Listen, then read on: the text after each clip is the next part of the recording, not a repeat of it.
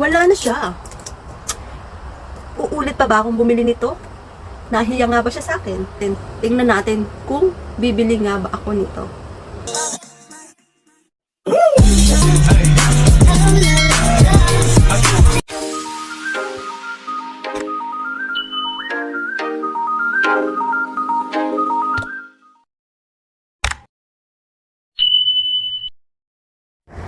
So, ayun na nga mga kakigay ko, at dahil sa akin ay umipek, bumili ako kahapon ng isang bote.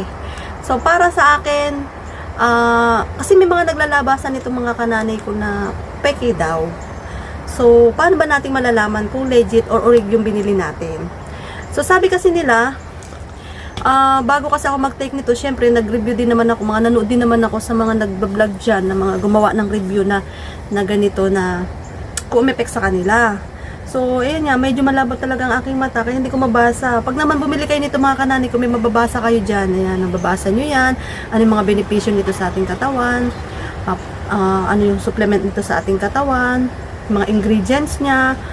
Ayan, dahil nga malabo ang mata ko, hindi ko siya talaga mabasa. So, hindi ako nakaprepare sa pag-vlog nito, yung pag-content nito. So, yun, bumili nga ako ng isa. Ayan, kita naman yung nakasealed pa. So, anong pagkakaiba ng aking binili? Ayan, tingnan nyo. Kita nyo ba? Diba? Yung isa, mayroon siyang Nature Glow na nakalagay. Yung isa, ay wala. Diba? Pero, may pareho silang nakalagay na, ayan, na upgraded for the Philippines. Ayan. Yung isa din naman na may nakalagay na Nature Glow, meron din siyang upgraded to the Philippines. So, pareho silang 60 organic gummies. Ayan, nakalagay dyan. Dietary supplement.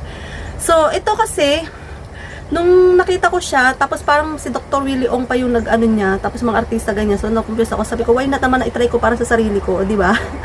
Sabi niya kasi, para sa akin umepek siya.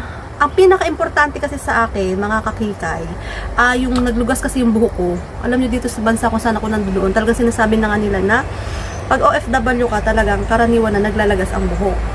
What? So yun na nga, madami na ako na-take, madami na ako na-practice sa buhok ko, papaano ko ba siya, hindi siya maglulugas. So ginawa ko, nag-take nga ako nito. Para sa akin, naging effect siya, nag-less yung paglagas ng aking buhok. Yun, naglagas yung paglagas ng aking buhok. Tapos, yun na nga, tumulong na nga din sa aking muka na, ayan. Pero meron akong meron akong konting, alam nyo na yung lip tint ko, tsaka yan, syempre, kailangan maganda tayo pagharap sa camera, diba? Ayan, pero, bakit ako bumili ulit? Ibig sabihin, nahiyang siya sa akin. Ito ay matagal na siguro tong trending, pero ako ay laging late. Ayan, o diba, pero wala namang masama kung sinubukan ko nga. Tapos ayun, nag-effect naman siya sa akin, sinubukan ko naman din. So ayan, ito iinumin ko siya. Paano nga ba ito inumin? Ang sabi kasi nung dati, so napanood ko, kapag bago ka ay may mga effect kasi, minsan sa umaga daw ang inom, tapos antukin ka. So pag may trabaho ka na umaga, hindi siya po pwede na inumin mo siya na umaga. So gabi ang inom. Pwedeng mag-take ka sa umaga, isa. Pwede siguro sa gabi, isa. Hindi naman tayo mga kakikay expert sa mga ganito. Kumbaga tayo basa-basa lang din. Ayan, ayaw matanggal. Nuod-nuod lang din. Ayan. Ginagawa mo. Ayaw matanggal. Ayan, para lang siya talagang karaniwang gummy. Ayan siya. Ang kulay niya ay para siyang hindi siya yung ano pa tawag doon, yung parang malinaw yung kulay niya. Yan siya mga kakikay. Diba? Ang sabi, nguyain daw natin, yung ba parang lalaruin natin sa ating bibig. Huwag natin kakagat-kagatin. Mas malalasahan mo yung pagkalasa niya ng strawberry. Meron akong flavor nito, blueberries ata yun, or ano. Basta ito yung nagustuhan ko. Ito lang ang kinuha ko. May pagkakaiba siya. Walain ko lang. So, yun yung mga kakikay. Meron yung isa, merong Nature Glow na nakalagay. Merong isa ay wala. Pero ang kulay niya is pareho. Pareho siyang kulay. Kasi kahapon, nung nagpunta ako sa ibang store, meron siyang ganito din. Meron siyang Nature Glow na nakalagay. Pero ang kulay ng kanyang gamis ay para Parang siya, alam niyo yung pink na malinaw, ba tawag doon? Basta hindi siya ganitong kulay.